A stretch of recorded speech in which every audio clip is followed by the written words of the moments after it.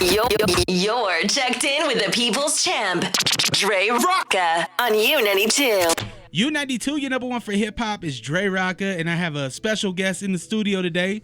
Do I call you Daney, like your last name, or do we call you Lin? I go by Daney Lin. So okay. my artist name is Daney Lin. Daney Lin, man. Yeah. Thank you. Thank you for being here, brother. Yeah. You're somebody that I've known, man, since childhood, man. We went to school together. Yeah.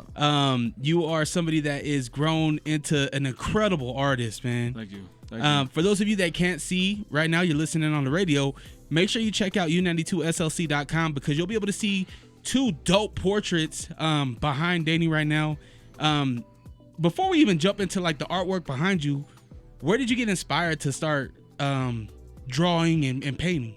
It was actually in junior high. I got in trouble when I was in junior high, and my art teacher, Mr. Allred. Make sure you pull that mic up to you. There you go. Oh, okay, my bad. My art teacher, Mr. Allred, because like growing up, like I just always just doodled and just did whatever. And then I got in trouble and had to serve lunch detentions. And so when I was in lunch detentions, I would just sit there and just draw. On the desk. No. Well, I did that too. I probably shouldn't have did that, but I did that too. And then he pulled me aside because he saw what I was doing, and he was just like, "Hey, if you take my art class and you pass, I'll take away all your lunch detentions." Ooh. So I was like, "Hey, bet." So I just started drawing and stuff, and then I passed his class, and then I kept going. But what really inspired me is that I had a really good friend named Nate Cottle. I think you remember him. Very, very dear, close friend of mine. He loved when I drew. He loved when I draw and everything. And so when he passed, unfortunately he passed away my junior year. Mm-hmm. At one point I was just like, I'm not painting no more. But that's when I start tanking, just like emotionally. Yeah. And then finally I got the courage and I just started drawing again. And then I felt some type of release. I just felt some like free again. And it was like I just gained a new life. And so right then and there, I was like, you know what? I'm going to keep painting. I'm going to keep drawing. And then I went on to college, got me an art degree. And then a couple of life things happened. And then people are saying like COVID was like bad. Yeah. But for me, like it just got me inside of my mind.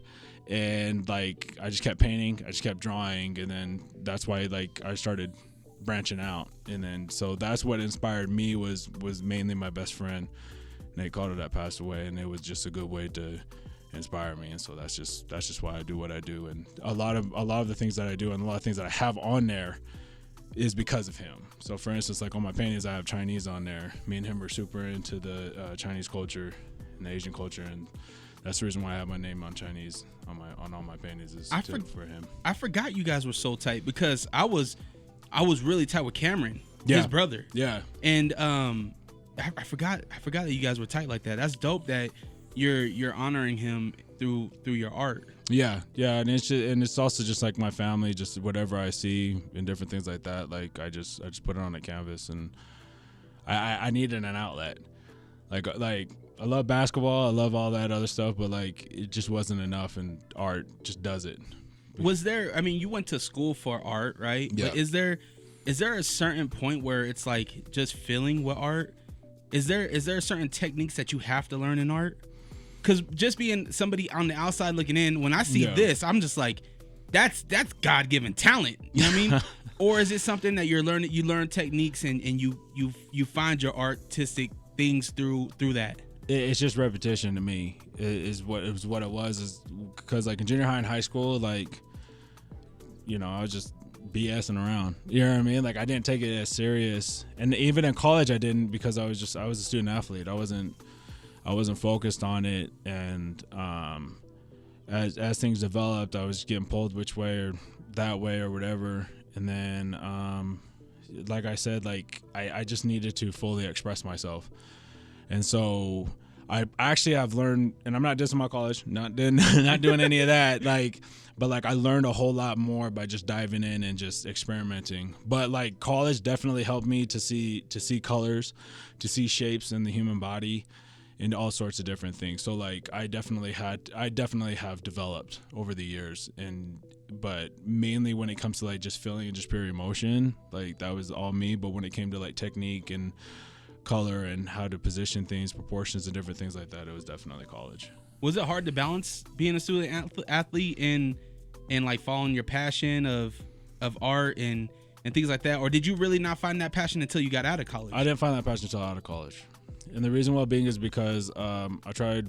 I knew because I did high and long jump in college. And I'm only 5'9", and so like I can only reach a certain point. You know what I mean? Nah, so, but like, don't discourage. You have hops, bro. Nah, this man was dunking in high school. That is true.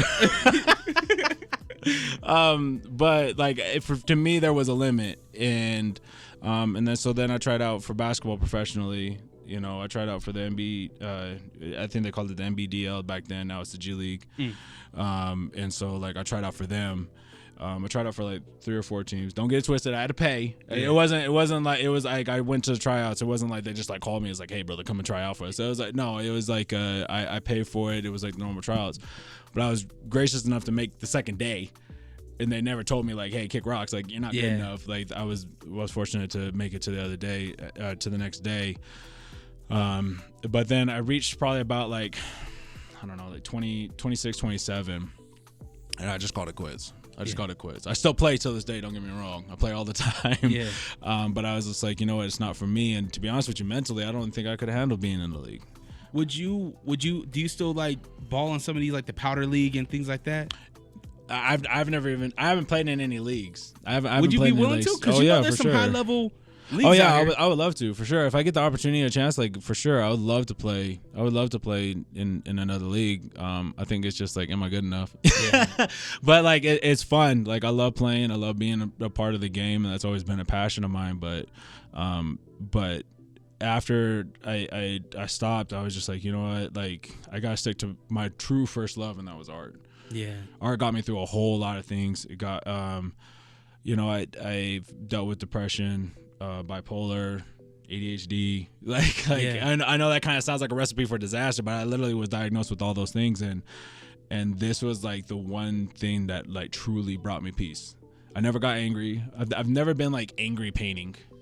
I've never been. I mean, don't get twisted. Like, there's been times like while I'm painting, I'm like crying, or like going through emotions.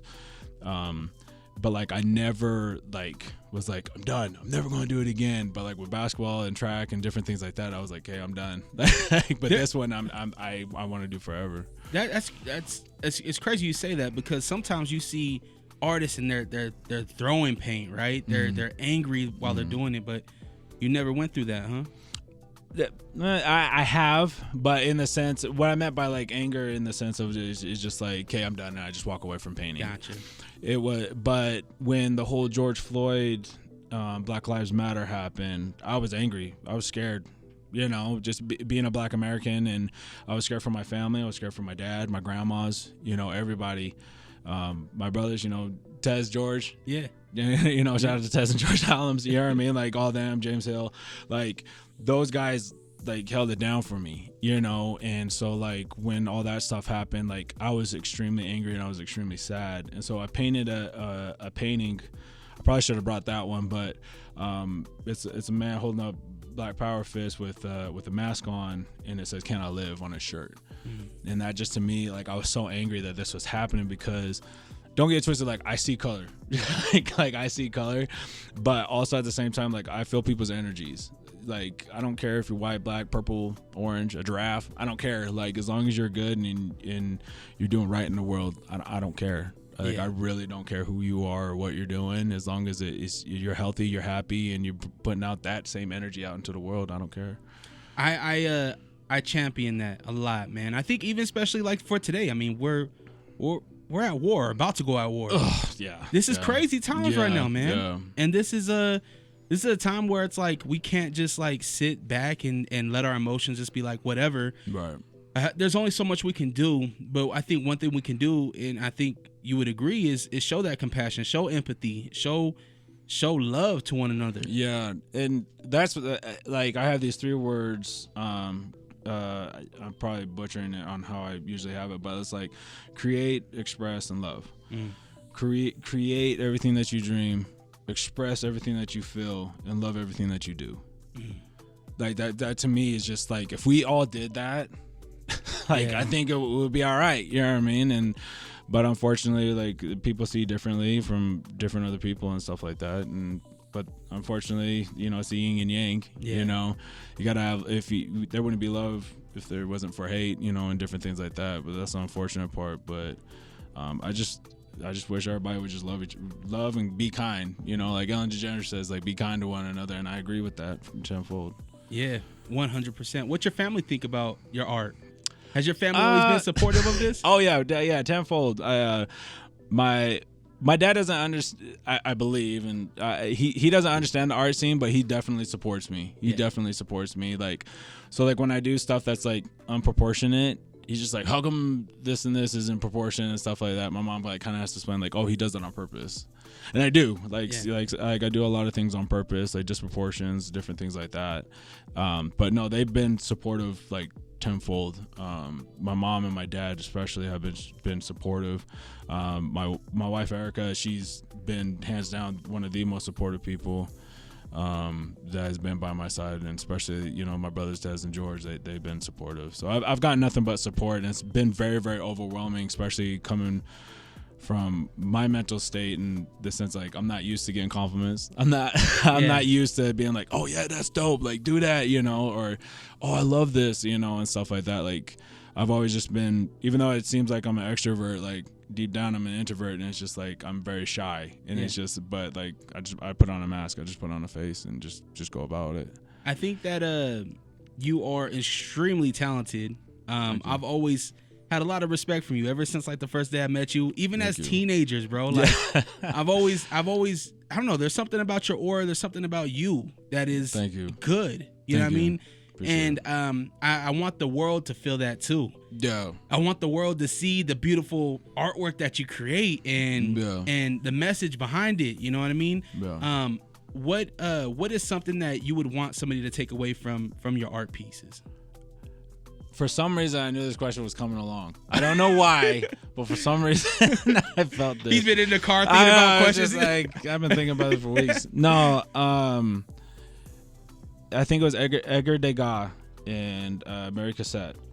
They're impressionists, and Mary Cassatt was trying to get her artwork out. I don't know the exact story, but I just know that she was featured in a art display somewhere in Europe. And Edgar Degas was seeing it, and he came across Mary's pieces, and he's just like, yes, finally somebody gets it. Somebody gets the message. And that's kind of the same way that I just want people to feel something when they see my artwork, just like Edgar Degas saw Mary's artwork. Like, I want people to look at that and either connect with it, feel some type of way. That's exactly, what I want. So for instance, like the Can I Live piece, I want people to see the pain and the hurt, and the empathy behind it. That's exactly what I want. I don't necessarily want to bring like sadness or anything like that, but I just want to bring some type of connection, because I've always felt like my mind's different. I've always felt that way. Like I don't know why, but I feel like my mind is just different. And so if there is somebody else out there that feels that same way, like I just want to just be connected. That's all. Just everybody just be connected, everybody be creative, and everybody showing love. You know what I mean? And so that's what I want when it comes to my pieces. Some of my pieces are sad. Some of my pieces are really, really dark, especially from my past. But now, like, I'm starting to pick things up and starting to express in more ways than one. And I just want people just to express love and feel. I just want people to feel. That's all I want. I love it, man. I think that everybody that looks at your pieces will feel something. Whatever that is, they will feel it. Thank you. You know what I mean? Yeah. One of my favorite pieces is the gorilla piece. Oh, yeah. That one was dope, bro. So speaking of anger. He's like, I was so angry when I did that. Bro, I was so COVID just happened, and I was so mad. I was so angry. And one of my colleagues, I'm not gonna call him out. One of my colleagues at one of my jobs, there's just like we were trying to do some bonding thing, some company bonding thing, and they're just like, oh, do the animal that you identify with. I couldn't figure it out. I was like, I don't know what animal I identify with. I don't know, and she goes up to me, she's like, I think you're a gorilla. I was like, what? I would be like, that's racist. Hold up. At first I was like, wait a minute, is that, but it wasn't. But she was just like, oh no, and this is coming from them. This ain't coming from me. I promise I'm not arrogant or cocky. But they're just like, you're very loyal and you're very protective of the people that are around you. But as soon as you like make them mad, then it's just, there's no, like, you just get angry and you just have this rampage, like this rage. Yeah. And that's how it used to be, and I didn't know how to take offense to it or anything like that. So we had to draw the animal, and so I drew King Kong in a meditation pose. That's dope. Just as a joke, because I grew up playing Donkey Kong all the time. So like I drew Donkey Kong. Actually, that's what it was, Donkey Kong in a meditation pose. Just sitting there. I'll have to post it or send it to you and show you what I did. But then. I joined an art collective group called U Black. It was the Utah Black Artists Collective, and so grateful. Shout out to them. Like I wouldn't be anywhere if it wasn't for them and the love and support that they've given me. But I was supposed to do a video shoot for U Black. Shout out to Benny, Benjamin. He's out there somewhere. He filmed it, and I was like, what am I going to do? And that was just the day that I think Kong came out. No, Kong's Skull Island was out for a while, but I was like, I love King Kong. I just love the aspect of King Kong for some reason, and that's like one of my favorite characters. And so I decided to draw King Kong, and like I said, that's when COVID happened, and I was like mad, I was angry, and so I drew King Kong screaming. Yeah, and that's exactly like how I felt. And the colors and stuff that I use is my favorite type of complementary colors. That I like to use, and that's blue and orange, and so like I incorporated blue and orange into it and all sorts of different things. So yeah, so that one's called Mr. Rampage. I love it. So do you sell your art? Are you kind of like, nah, man, I'm all about the art, I'm all about the love, like, or do you make something from this? Because for me, this is sellable. I'll put it this way: I'm not doing any commission work. Okay. And the reason why being is just because I've had people want stuff, and then like I'll give it to them, and then they're just like, oh, can you tweak this, can you tweak that? There's no tweaking art, bro. Yeah.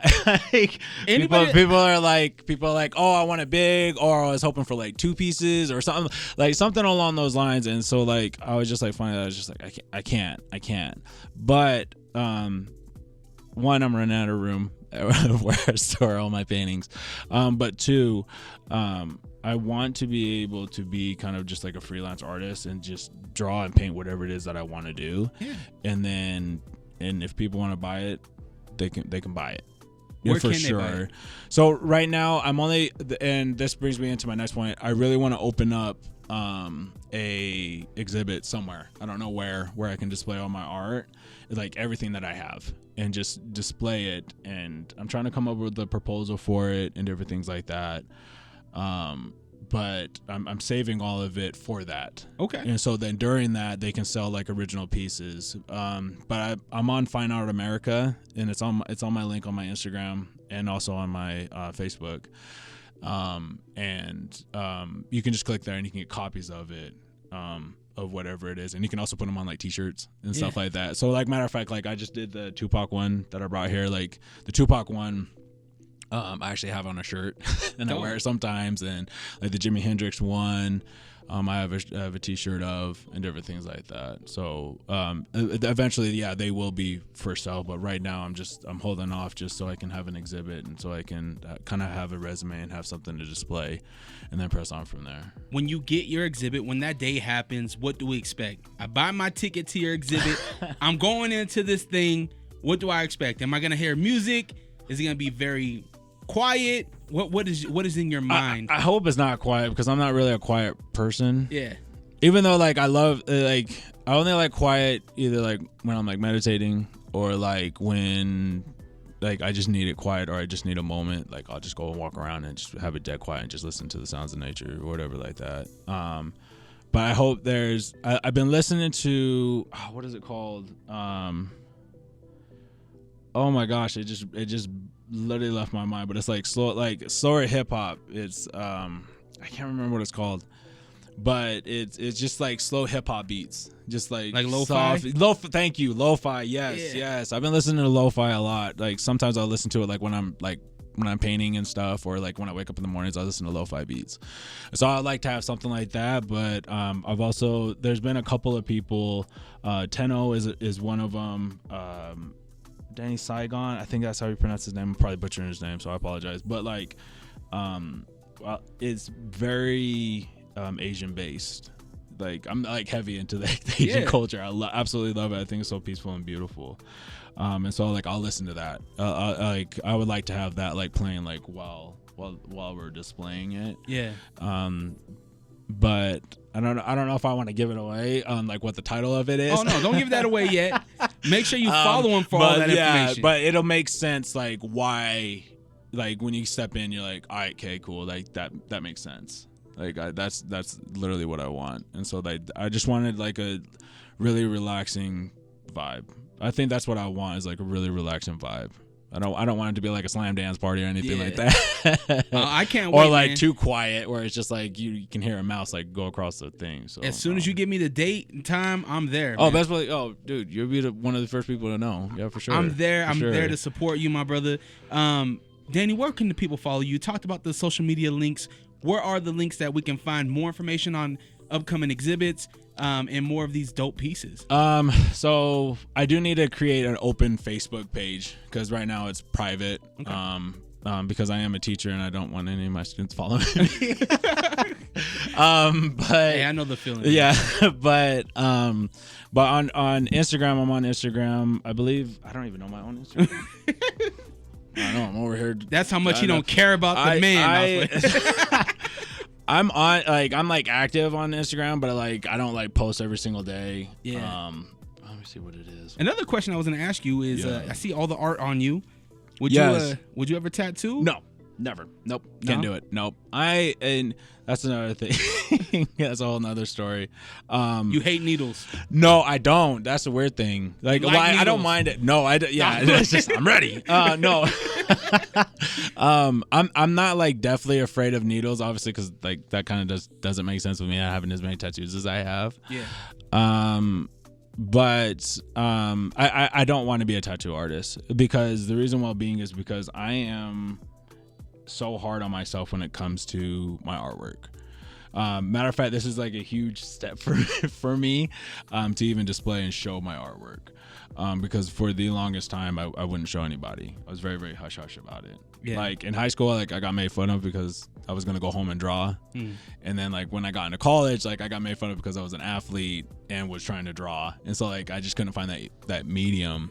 And so like I said, for me, just to even display and just be here, like you have no idea, my heart's racing right now. And like well, that's why and I think this is a big lesson, and I'm sure you probably take compliments a certain way, but I struggle with those. I'm very much the person that's like, yo, if you appreciate something, whether if it's somebody opened the door for you, tell them that you appreciate for sure. them. Yeah, for sure. Always tell them that you appreciate them and that they're doing something dope. If you like an art piece, send a comment, do a share. Like, I like this thing. Yeah. Even though you might take it a certain way, the world needs to know that that they appreciate you. Yeah. You know what I mean? Trust me, it took me years of therapy to get to this point. It really has, and shout out to my therapist. But for sure. Like I've been in years and years of therapy to be able to feel good about my accomplishments, because I would always hide my accomplishments all the time. Like, and then it got to a point where I was like bragging about my accomplishments, and then I was like that cocky a-hole that was like that was like nobody wanted to be around, and then I realized that, and I was like, oh crap, like balance, man. Yeah, it definitely is a balance. And so I'm still trying to find that balance. It's like tenfold. It's every day is that balance. And so yeah. Well, what's the socials, Danny? You get that up? Yeah, finally. Yeah. So it's DLIN_arts78. And so that's my Instagram. And then on there, I don't know why it says this, but it says lin-nelson.pixels.com, and that's where they kind of just show and display all my artwork on Fine Art America. And Perfect. So all that linking and stuff is all on there, and you can definitely take a look at it. Go follow him. Go check out all the artwork, man. I appreciate you coming by, showing us the beautiful art pieces. Yeah. And I look forward to hearing more from you, bro. Thanks, man. This isn't the last time you're coming up here, by the way. I need you to come back up anytime. Okay. This is a big, huge step for me, and so like I once again I appreciate y'all. Thank y'all so much. Like you guys have no idea how appreciative I am of this opportunity. I'm speechless. You're honestly. my brother, man. So I definitely appreciate it. So thank y'all so much. Of course. Yeah. It's Dre Rocka, Unrestricted, right here on U92. You're number one for hip hop. U92.